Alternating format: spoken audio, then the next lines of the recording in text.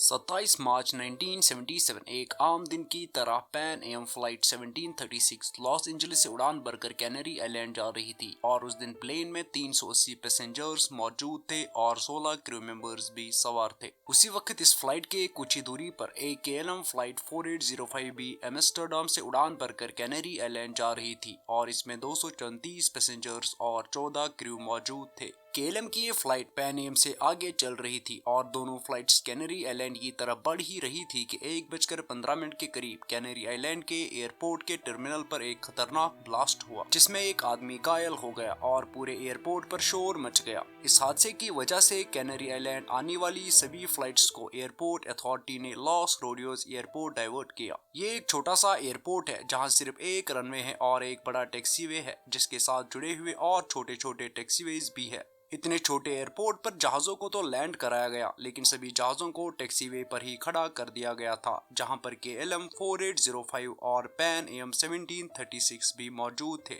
कुछ टाइम तक एयरपोर्ट पर वेट करने के बाद इनको इन्फॉर्मेशन मिली कि ग्रैंड कैनरी एयरपोर्ट खुल चुका है, जिसे सुनकर सभी यात्री खुश हो गए और फ्लाइट कैप्टन लॉस रोडियोस एयरपोर्ट से उड़ने की तैयारी करने लगे। मगर उसी दिन एयरपोर्ट पर बारिश होने लगी और साथ ही साथ धुंधला धुंधला सा फॉग से भरा हुआ था जिससे कुछ भी नहीं दिखाई दे रहा था। जैसे ही फॉग बढ़ती गई हवाई जहाज के पायलट्स और एयर ट्रैफिक कंट्रोलर्स को मुश्किल का सामना करना पड़ा। एक अफसोसनाक गलती KLM फ्लाइट के पायलट्स और एयर ट्रैफिक कंट्रोल टावर के बीच हुई जिसने आने वाले वाकयात को और भी भयानक बना दिया। भयानक हादसे में KLM का हवाई जहाज उड़ने की कोशिश करते वक्त पैन AM के हवाई जहाज से टकरा गया जो रनवे पर था। टकरार की तबाही ने दोनों हवाई जहाजों को आग में जला दिया जिससे बहुत से लोगों की जान जा चुकी थी। अफसोस से कहना पड़ेगा कि इस हादसे में 583 लोग अपनी जान गंवा बैठे। ये इतिहास के सबसे खतरनाक हवाई हादसों में एक था जिससे एविएशन इंडस्ट्री पर गहरा असर पड़ा और इस हादसे के बाद सेफ्टी प्रोटोकॉल्स में बहुत बड़े बदलाव किए गए।